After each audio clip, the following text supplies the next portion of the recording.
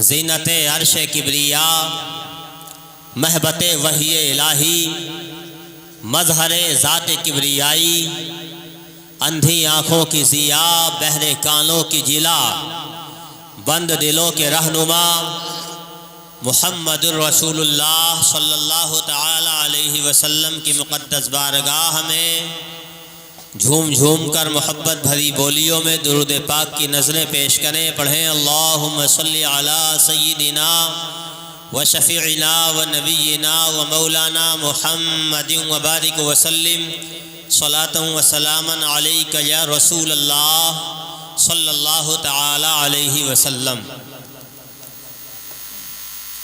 حضرات، آج کی اس عظیم الشان کانفرنس کا نام ہے تحفظ ناموس رسالت صلی اللہ تعالی علیہ وسلم،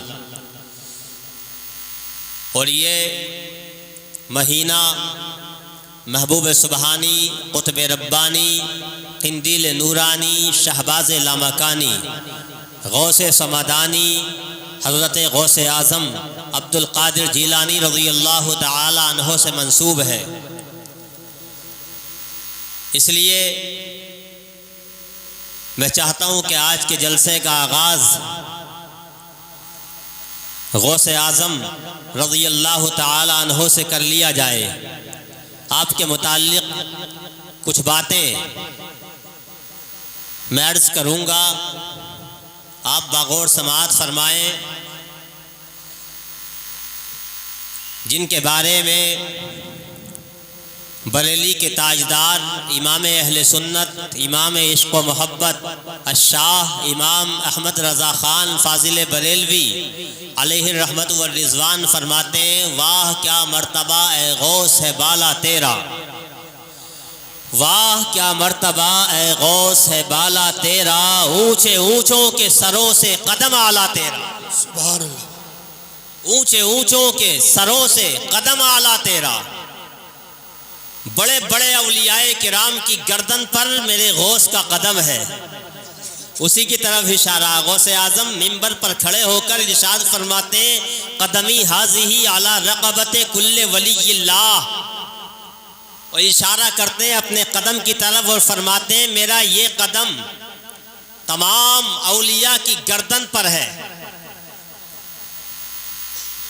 کتابوں میں لکھا ہوا علماء فرماتے ہیں کہ جس وقت غوث اعظم نے یہ فرمایا تو 70,000 کا مجمع، کتنا؟ 70,000 کا مجمع سامنے بیٹھا ہوا تھا۔ علامہ ابن حجر عسقلانی مناقب غوث اعظم میں فرماتے ہیں کہ آپ کی یہ کرامت اور یہ شان تھی کہ 70,000 کے مجمع میں آپ کی آواز کو جو پہلی صف سنا کرتی تھی اتنی ہی آواز کو سب سے آخری صف بھی سنا کرتی تھی۔ سبحان اللہ، سبحان اللہ، 70,000 کا مجمع۔ جب غوث اعظم نے فرمایا نا میرا یہ قدم تمام اولیاء کی گردن پر ہے، تو جتنے اولیاء کرام آپ کی بارگاہ میں بیٹھے ہوئے تھے سب نے اپنی گردنوں کو جھکا دیا، یہاں تک کہ علماء فرماتے ہیں کہ غوث اعظم کی یہ آواز فضاؤں میں، ہواؤں میں اڑتی ہوئی دنیا کے ہر کونے پر پہنچ گئی، اور پوری دنیا میں، پوری روئے زمین پر جہاں جہاں بھی کوئی اللہ کا ولی تھا اس نے اپنی گردن کو جھکا دیا، یہاں تک کہ علماء فرماتے ہیں کہ سلطان الہند خواجہ خواجگاں خواجہ معین الدین چشتی سنجری اجمیری رضی اللہ تعالی عنہ اس وقت خراسان کی پہاڑی پر عبادت الہی میں مصروف تھے۔ جب ہواؤں میں، فضاؤں میں اڑتی یہی ہوئی یہ آواز سلطان الہند خواجہ خواجگاں کے کانوں میں پہنچی تو آپ نے اپنے سر کو نیچے جھکایا، اور اتنا جھکایا کہ بالکل زمین پہ لے گئے، وہ ارشاد اور عرض کیا بل قدما کا علی عینی وراسی، اے غوث سمدانی، اے میرے آقا، آپ کا قدم صرف میری گردن پر نہیں ہے بلکہ میری آنکھوں پر بھی ہے اور میرے سر پر بھی ہے۔ سبحان اللہ، اسی کو امام اہل سنت فرماتے ہیں، واہ کیا مرتبہ ہے غوث ہے بالا تیرا، اونچے اونچوں کے سروں سے قدم اعلیٰ تیرا۔ اور فرماتے ہیں کیا دبے جس پہ حمایت کا ہو پنجہ تیرا، کیا دبے جس پہ حمایت کا ہو پنجہ تیرا، شیر کو خطرے میں لاتا نہیں کتا تیرا، یعنی شیر کو خاطر میں لاتا نہیں کتا امام اہل سنت نے بھی کمال کر دیا ہے، پورے واقعے کو ایک شعر کے اندر سمیٹ دیا ہے۔ اس واقعے میں بھی ایک شعر کی طرف اس شعر میں بھی ایک واقعے کی طرف اشارہ ہے کہ ایک اللہ غوث اعظم کے نعرہ دور میں تکبیر، نعرہ رسالت، علماء اہل یا رسول سنت، اللہ، حضرت زندہ علامہ باد۔ مولانا طالب صاحب قبلہ مصباحی۔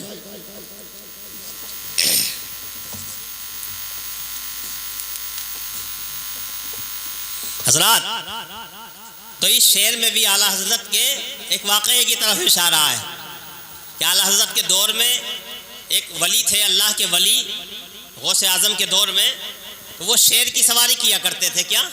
شیر کی سواری۔ اور شیر بھی ایسا ویسا نہیں تھا، ببر شیر تھا، پوری گائے کا شکار کر لیتا تھا ایک شیر۔ جس شہر میں جاتے تھے تو ایک جانور کا انتظام اس شیر کے کھانے کے لیے کیا جاتا تھا۔ ایک جگہ پہنچے ایک گاؤں میں، تو ایک اللہ کے ولی تھے، وہاں پہلے سے تھے۔ انہوں نے کہا کہ آپ بغداد جانا، وہاں آپ کے شیر کی دعوت بڑی اچھی ہوگی، وہاں چلے جانا۔ تو انہوں نے کہا اچھا ابھی جاتا ہوں۔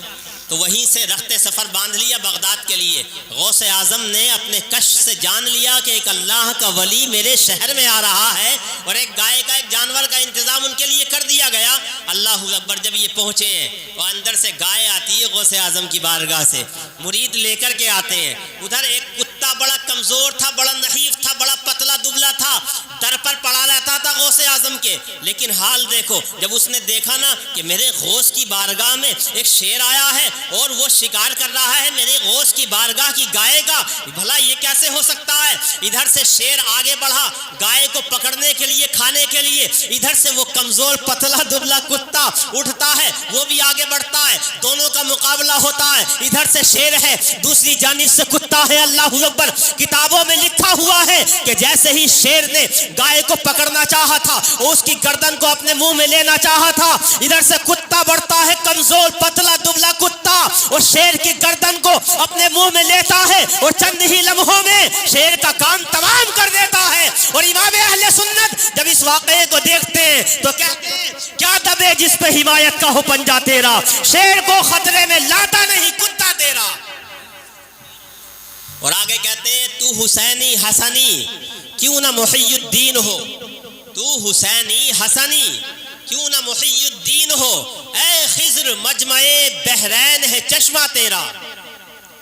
تو حسینی حسنی، غوث اعظم حسنی سید بھی ہیں اور حسینی سید بھی ہیں۔ آپ کا سلسلہ نسب آپ کے والد کی طرف سے امام حسن تک پہنچتا ہے، اور آپ کی والدہ کی طرف سے امام حسین تک پہنچتا ہے۔ یہی میں ایک بات اور بتا دوں آپ کو، بہت سے لوگ ایک صاحب کہنے لگے یار بڑی 11ویں مناتے ہو، اب پھر تم نے 11ویں منانا شروع کر دیا، مہینہ آ گیا تو۔ میں نے کہا یار کس 11ویں کو ختم کرو گے، 11ویں بہت زیادہ ہیں۔ کہنے لگا کیسے؟ میں نے کہا ایک تو یہ 11ویں منا رہے ہو آپ، اور میں نے جو غوث اعظم کی شان کو بیان کرنے کے لیے یہ شعر پڑھا ہے، تو حسینی حسنی کیوں نہ محی الدین ہو۔ سن، امام حسین، امام غوث اعظم کے والد کا نسب جو امام حسن تک پہنچتا ہے وہ بھی 11 واسطوں سے پہنچتا ہے۔ 11 واسطوں سے 11ویں کا اضافہ ہوا، اور آپ کی والدہ کی طرف سے جو آپ کا نسب امام حسین تک پہنچتا ہے وہ بھی 11 واسطوں سے پہنچتا ہے، وہ بھی 11 واسطوں سے پہنچتا ہے۔ اور میں نے غوث اعظم کی شان کو بیان کرنے کے لیے جو آیت کریمہ پڑھی ہے، الا ان اولیاء اللہ لا خوف علیہم ولا هم یحزنون، اللہ تبارک و تعالی نے اس آیت کریمہ کو بھی کہاں ارشاد فرمایا؟ 11ویں پارے میں، 11ویں پارے میں، اور صرف 11ویں پارے میں نہیں بلکہ 11ویں رکوع میں ارشاد فرمایا۔ اور اللہ تبارک و تعالی نے اس آیت کریمہ میں 11 ہی حروف تہجی کا استعمال کیا ہے، سبحان اللہ۔ تو ایک عدد کی نسبت غوث اعظم سے ہو گئی تو اللہ تبارک و تعالی کو وہ عدد بھی اتنا پسند آیا۔ غوث اعظم کو اللہ تبارک و تعالی نے بے شمار فضائل و مناقب سے نوازا ہے، بے شمار۔ جس طریقے سے آپ غوث اعظم ہیں، کرامت میں غوث اعظم ہیں، ولایت میں غوث اعظم ہیں، ایسے ہی آپ علم میں بھی غوث اعظم ہیں۔ آپ کو اللہ تبارک و تعالی نے بے پناہ فضائل و مناقب سے نوازا تھا۔ میں چند منٹ گفتگو کروں گا، چند کرامتیں بھی سناؤں گا، اور آپ کی علمی شان پر بھی گفتگو کروں گا. غوث اعظم کی علمی شان دیکھو اور غوث اعظم کی کرامتوں کا حال دیکھو. اللہ اکبر. یہ غوث اعظم ہے, ابھی بچپن کا عالم ہے.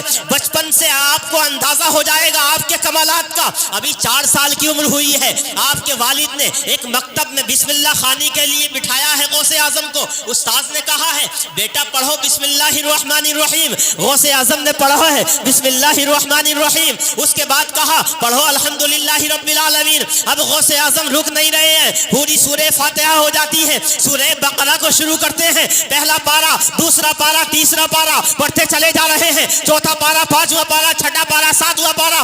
استاذ حیرت میں پڑ گئے کہ آج یہ کیسا بچہ آ گیا ہے. آج تو ایسا لگ رہا ہے کہ یہ بچہ پڑھنے نہیں آیا ہے بلکہ مجھے پڑھانے کے لیے آیا. حیرت میں پڑ گئے. 7واں پارا پورا ہو گیا, 8واں پورا ہو گیا, 9واں پورا ہو گیا, 11واں, 10واں, 11واں, 12واں, 13واں, 14واں, 15واں, 16واں, 17 پارے پورے پڑھ دیے. اللہ اکبر. استاذ کی حیرت کی انتہا نہ رہی. کہنے لگے اے بیٹا جب 17 پڑھ دیے ہیں تو ذرا اور آگے پڑھو. کہا بس. کہا ماجرا کیا ہے, یہ 17 پارے کہاں سے یاد کیے ہیں؟ تو غوث اعظم کا جواب سنو.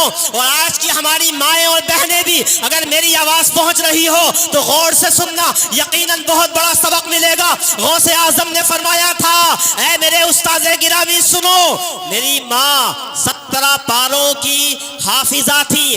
جب وہ صبح فجر کی نماز پڑھتی تھی اس کے بعد کسی کام کو ہاتھ بعد میں لگاتی تھی. پہلے 17 پاروں کو زبانی پڑھ دیا کرتی تھی. میں اپنی ماں کے پیٹ میں تھا, اپنی ماں کے شکم میں تھا. میں نے اپنی ماں کے پڑھنے سے میں نے پیٹ ہی میں سن کر 17 پاروں کو یاد کر لیا ہے اور میں بھی 17 پاروں کا حافظ ہو گیا.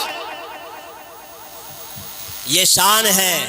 اب میں یہی آپ سے کہنا چاہتا ہوں, اس سے پتہ چلتا ہے کہ ماں کی تربیت کا اولاد پر بڑا اثر پڑتا ہے. ماں کے افعال کا اولاد پر بڑا اچھا اثر پڑتا ہے. کسی نے پوچھا تھا, بڑے غور سے سننا جملہ, کسی نے پوچھا تھا کہ آج کوئی حسین پیدا کیوں نہیں ہوتا, آج کوئی حسن پیدا کیوں نہیں ہوتا؟ تو جواب دینے والے نے جواب دیا تھا بات یہ ہے کہ آج کائنات میں کوئی ماں خاتون جنت نہیں ہے, آج کائنات میں کوئی ماں فاطمہ نہیں ہے, اس لیے حسین نہیں ہے. تو میں نے کہا تھا اگرچہ فاطمہ نہیں ہے, اگرچہ خاتون جنت آج کائنات میں نہیں ہے, لیکن اگر آج کی ہماری ماں بہن بیٹیاں خاتون جنت کے نقش قدم پر چلنے لگے نا, خاتون جنت کی سچی کنیز بن جائے نا, تو آج اگرچہ حسین نہیں لیکن غلام حسین بہت زیادہ نظر آئیں گے. غلام حسین بہت نظر آئیں گے. اس لیے میرے دوستوں, میری ماں بہن بیٹیوں, اپنے کردار کو بہتر بناؤ, کنیزان فاطمہ بن جاؤ, تاکہ آج بھی امام حسین کے غلام جگہ جگہ نظر آئیں.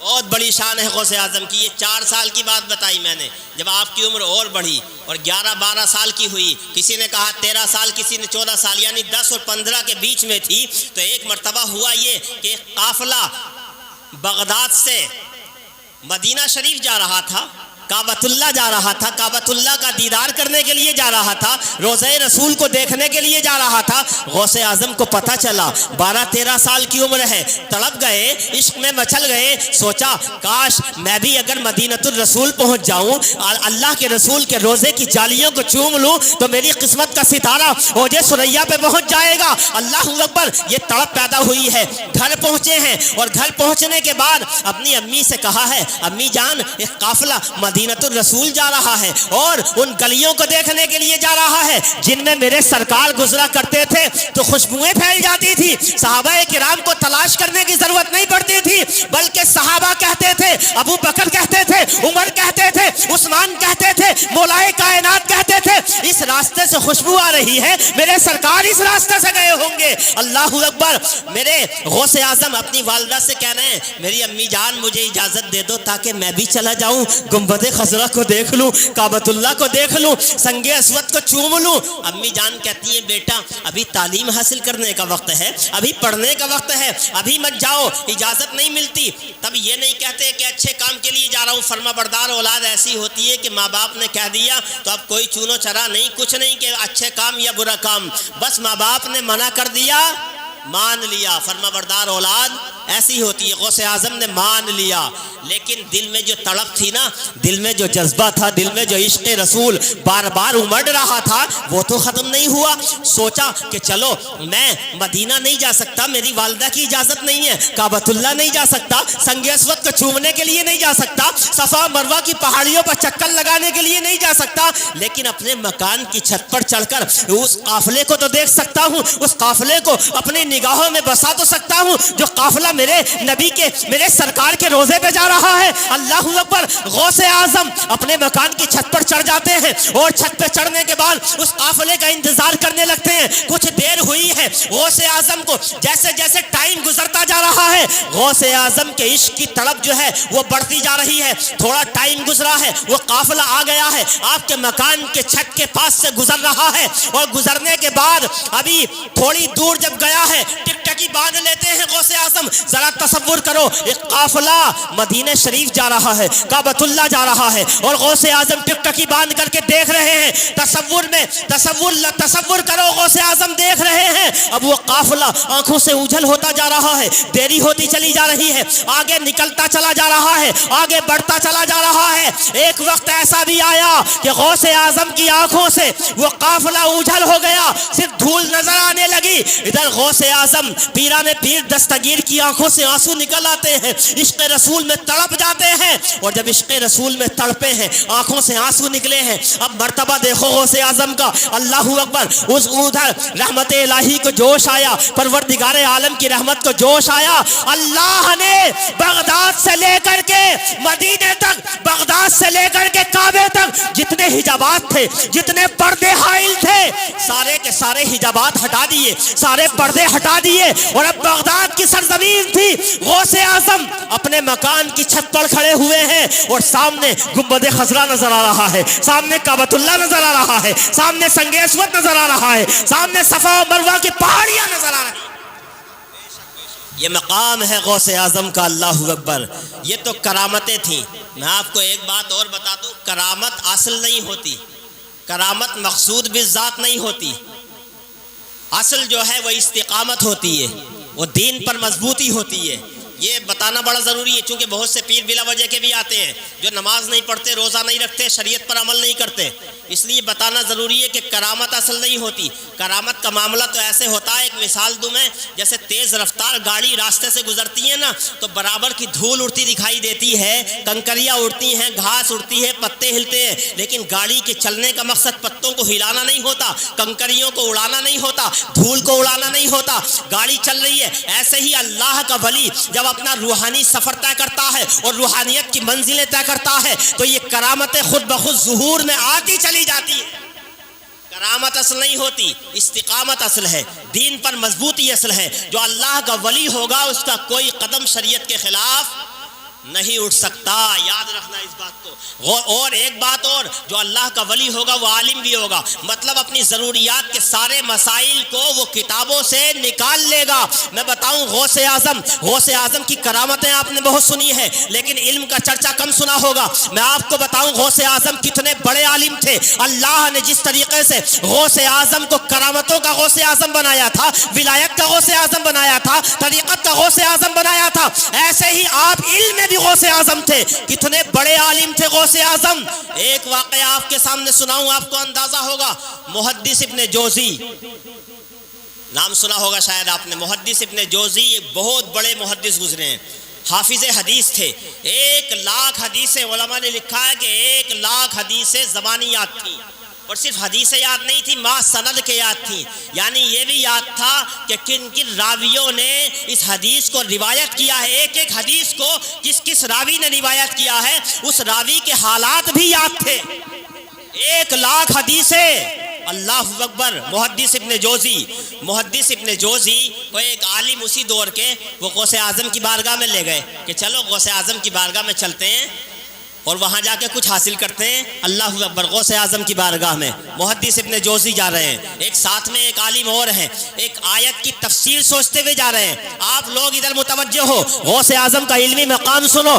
وہ محدث ابن جوزی غوث اعظم کی بارگاہ میں جا رہے ہیں, ایک آیت کی تفسیر سوچتے ہوئے جا رہے ہیں. اب غوث اعظم کی بارگاہ میں پہنچتے ہیں, اور جب وہاں پہنچے نا تو 70,000 کا ٹھاٹھے مارتا ہوا مجمع غوث اعظم خطاب فرما رہے ہیں. اچانک جب یہ پہنچے تو غوث اعظم نے برابر کے قاری کو اشارہ کیا کہ قرآن پاک کی تلاوت کرے.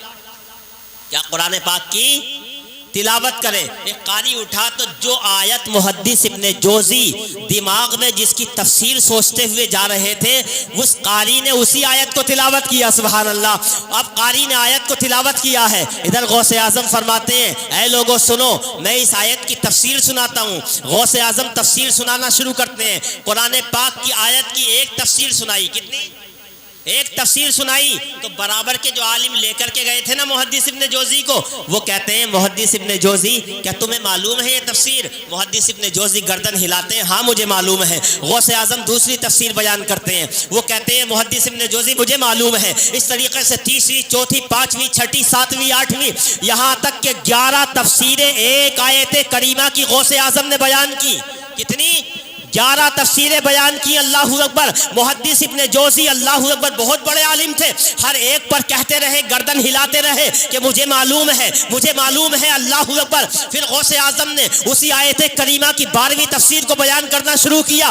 اب محدث ابن جوزی کہتے ہیں مجھے نہیں معلوم, میں نے اس تفسیر کو کہیں نہیں پڑھا. غوث اعظم نے 13ویں تفسیر بیان کی, 14ویں تفسیر بیان کی, 15ویں تفسیر بیان کی. آیت ایک ہے, تفسیر بیان کرتے چلے جا رہے ہیں. اللہ اکبر. 16 تفسیریں مکمل ہو گئی, 17 ہو گئی, 18 ہو گئی, 19 ہو گئی, 20 ہو گئی, یہاں تک کہ ایک ہی آیت کی میرے غوث اعظم نے 40 تفسیریں بیان کی. 40 تفسیریں. اللہ اکبر. ایک آیت کریمہ کی 11 تک تو محدث ابن جوزی کہتے رہے کہ مجھے معلوم ہے, لیکن 11 کے بعد 40 تک ہر ایک میں نام گردن ہلاتے رہے. اور 40 کے بعد اب غوث اعظم فرماتے ہیں اے لوگوں, اب تک تو گفتگو قال میں چل رہی تھی, اب تک تو علم ظاہر میں چل رہی تھی, اب تو علم شریعت میں چل رہی تھی, اب تک تو گفتگو علم ظاہر میں چل رہی تھی, لیکن اب حال کی طرف آتے ہیں, اب علم طریقت کی طرف آتے ہیں, اب علم باطن کی طرف آتے ہیں, اب علم تصوف کی طرف آتے ہیں. اللہ اکبر. اب غوث اعظم نے 40 کے بعد پھر علم طریقت میں, علم تصوف میں, علم باطن میں, علم حال میں قرآن پاک کی تفسیر بیان کرنا شروع کی ہے. لکھا ہوا ہے کتابوں میں. علماء فرماتے ہیں کہ جب 41ویں تفسیر بیان کی تو مجمع میں سناٹا چھا گیا, چیخو پکار شروع ہو گئی. اللہ اکبر. لوگ دیوانے ہو گئے, دنیا و مافیہ سے بے نیاز ہو گئے. لوگوں کو پتا نہ رہا کہ ہم کہاں ہیں, کہاں موجود ہیں, کچھ نہیں پتا رہا. یہاں تک کہ کپڑے پھاڑنے لگے اور غوث اعظم تفسیریں بیان کرتے چلے جا رہے ہیں, یہاں تک کہ 40 سے 80 تک پہنچ گئے. ایک آیت کریمہ ہے, غوث اعظم کے علم کا اندازہ لگاؤ. ایک آیت کریمہ ہے اور ایک آیت کی 80 تفسیریں بیان کر دی. 80 تفسیریں. اللہ اکبر. اور جب مجمع کا ٹائم پورا ہوا, اللہ اکبر, تو لوگوں نے دیکھا کہ محدث ابن جوزی 1 لاکھ حدیثوں کے حافظ, سارے لوگوں نے دیکھا کہ وہ سارے کپڑے پھاڑ چکے ہیں اور غوث اعظم کے قدموں میں پڑے ہوئے ہیں. سبحان اللہ. غوث اعظم کے قدموں میں پڑے ہوئے ہیں اور معافی مانگ رہے ہیں. محدث ابن جوزی. اس سے اندازہ لگایا جا سکتا ہے کتنے بڑے, بس 2-3 منٹ کی گفتگو اور کروں گا, کتنے بڑے جس طریقے سے غوث اعظم, علم میں بھی غوث اعظم تھے, میں نے کہا علم میں بھی غوث اعظم تھے. اور صرف آپ اپنی درسگاہ میں صرف عالم نہیں بناتے تھے, آپ کی درسگاہ میں عالم بھی بنتے تھے, علم تفسیر کے ماہر بھی بنتے تھے, علم حدیث کے ماہر بھی بنتے تھے, اور علم طب کے ماہر بھی بنتے تھے. بڑے بڑے عالموں کے ساتھ ساتھ بہترین مجاہد بھی نکلتے تھے. ایک بات, نئی بات آپ کو بتاؤں, آپ نے سنا ہے کہ بیت المقدس کو کس نے فتح کیا تھا؟ سلطان صلاح الدین ایوبی نے. سنا نا, سلطان صلاح الدین ایوبی نے بیت المقدس کو فتح کیا.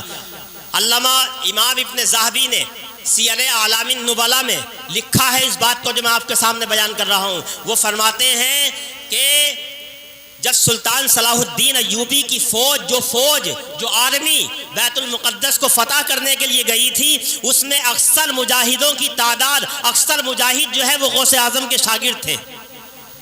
اور جو چیف ایڈوائزر تھے، چیف ایڈوائزر علامہ ابن قدامہ المقدسی الحنبلی، بہت بڑے امام احمد بن حنبل کی فقہ کے بہت بڑے عالم، جنہوں نے کتاب المغنی کے نام سے 15 جلدوں میں بہت بڑی کتاب لکھی ہے، وہ تھے چیف ایڈوائزر سلطان صلاح الدین ایوبی کی فوج کے چیف ایڈوائزر کا مطلب مشیر اعلیٰ، مشیر اعلیٰ تھے، سب سے بڑے تھے فوج میں، اللہ اکبر، اور وہ غوث اعظم کے شاگرد تھے۔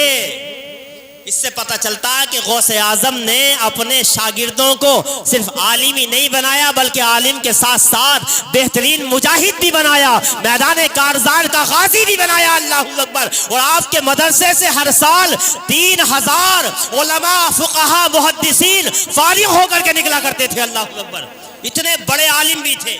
تو اس لیے میرے بھائی میں نے کہا تھا کہ کرامت اصل نہیں ہے، استقامت اصل ہے، دین پر مضبوطی اصل ہے۔ اس لیے کسی سے مرید ہو تو مرید ہونے سے پہلے یہ ضرور دیکھو کہ وہ شریعت پر عامل ہے یا نہیں ہے، دین پر مضبوطی سے قائم رہنے والا ہے یا نہیں ہے۔ اگر شریعت پر عمل نہیں کرتا، نماز نہیں پڑھتا، روزہ نہیں رکھتا، زکوٰۃ نہیں دیتا، شریعت کے احکام پر عمل نہیں کرتا، تو وہ پیر بننے کے لائق نہیں ہے۔ سب سے پہلے شریعت کو دیکھنا اس کے اندر ضروری ہے، طریقت کی پہلی منزل شریعت ہے۔ اللہ تبارک و تعالی ہم سب کو عمل کی توفیق عطا فرمائے اور حضور غوث اعظم رضی اللہ تعالیٰ عنہ کا سچا جو ہے محبت کرنے والا بنائے۔ اللہ تبارک و تعالی ہم سب کی مغفرت فرمائے، سہون یا قصدن کسی طرح کی کوتاہیاں ہوئی ہوں اللہ تبارک و تعالی معاف فرمائے۔ وما علینا الا البلاغ المبین۔ السلام علیکم ورحمۃ اللہ وبرکاتہ۔